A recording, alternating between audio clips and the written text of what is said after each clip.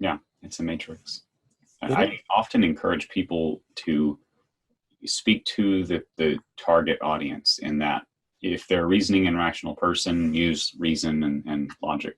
If they're not, and they've been trained from birth to go off the emotional spectrum, use emotion. Mm-hmm. And you know, and this time of year, the holiday season, is a very valuable time for all of us. And here's why. Because we have get-togethers of family, of friends, of neighbors. And this doesn't mean that you create a firestorm at each event you go to. But drop in a couple quick questions. So what did you think about the last election as far as, you know, the voting that seemed to go on for weeks after the final vote was cast? What did you think about Fox calling the election before where all these polls were still open? What do you think about, you know, the machines been preset? What? Machines preset? What are you talking about? What? Fox calling them? What? Fox? No, Fox is so right wing. They're crazy. No. Oh, what are you talking about? People voting for weeks after the election was over? What? I mean, it gives you an opportunity to make people at least start to question what they're being told.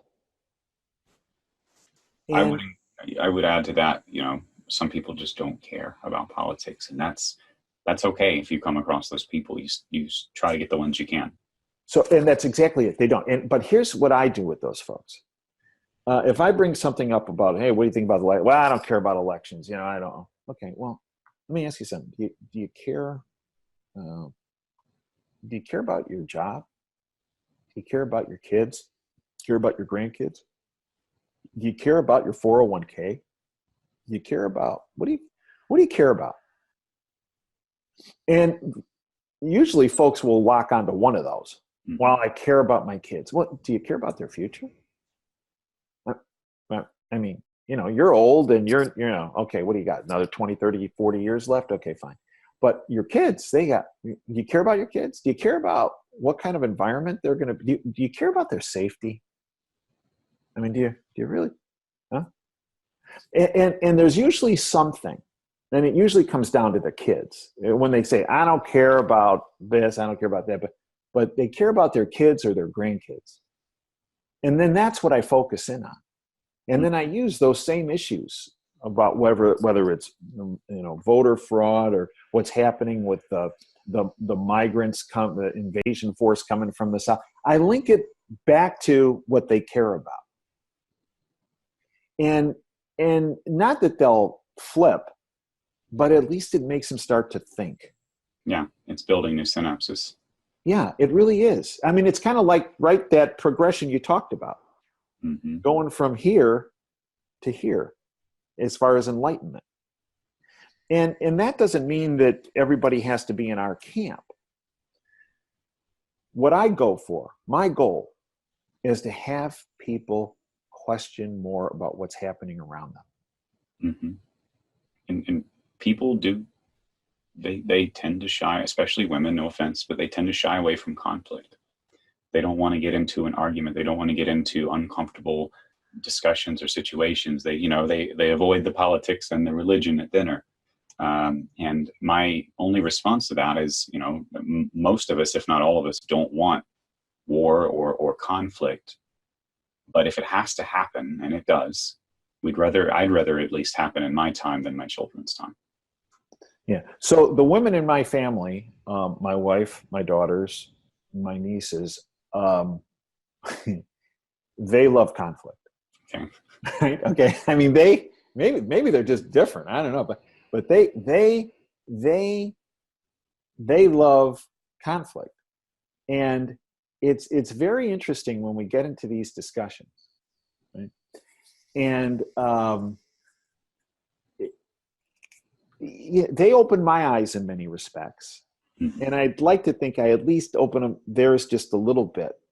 But one of the things that I have found is that when we start talking about the deep state and the globalist syndicate,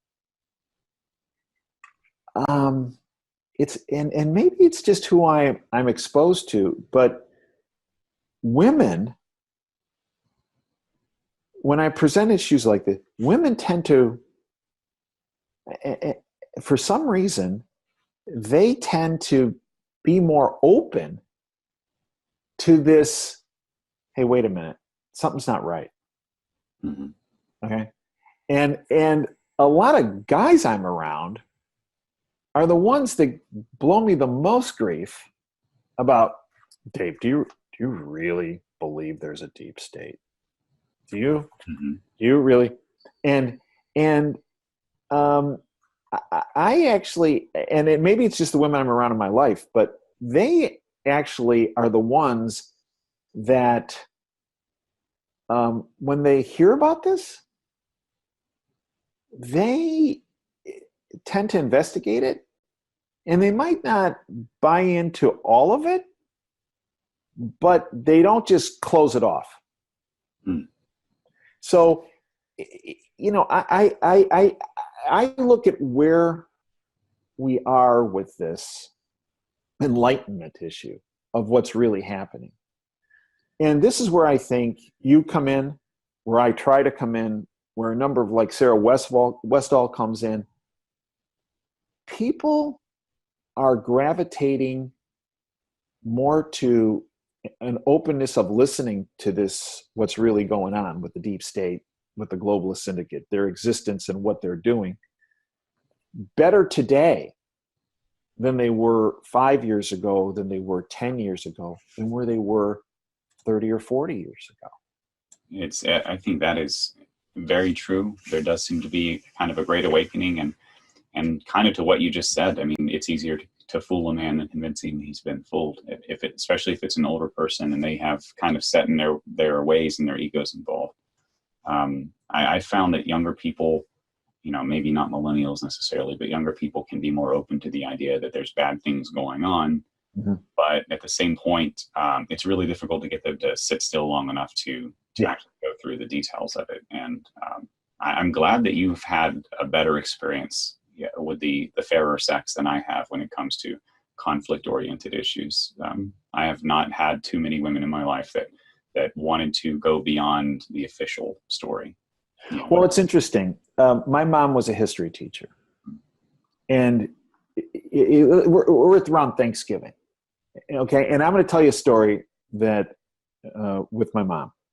I think I was in first grade, and I came home. It was right before Thanksgiving break, and she said, "Well, what happened in school today?" Well, we had a Thanksgiving. We learned about Thanksgiving in the place. She goes, "What did you learn?" And I go, "Well, the Pilgrims came, and they came to Plymouth, and they worked with the Indians, and they had this great feast and Thanksgiving, and blah blah. The usual story, right?" I'll always remember this. And she said to me, "Well, that's a great story, Dave, but it's not true." She goes, "See, as a history teacher, I always never bought into what was spoon-fed to me. And you shouldn't either. You need to," and she used to say, you give the words, dig deep on issues. She goes, "Let me tell you about Thanksgiving." She goes, the first Thanksgiving, or the first years the Pilgrims landed, they had a really terrible time. The vast majority of them died. And she goes, "You want to know why? Because they set up a system, which was a system," and she used to teach me about, at a very, very young age, about systems. And she said they had a system that was called socialism, mm-hmm. where everybody kind of put everything into one thing, and then you could take out as much as you wanted. And she goes, and because of that system, many people died. She goes, but it wasn't until the head of the colony, I think it was William Bradford, I think was his name, decided, hey, wait a minute, we got a problem here. She said they changed it so that he gave people their own land and said, you produce what you want, and then you could trade with other people or sell to other people, and you can keep what you produce, and you can sell with what you produce. And she goes, and Dave, That's called capitalism. Yeah. And she goes, and essentially a free market. And when that happened, Dave, that's when the real Thanksgiving happened. That's when people flourished.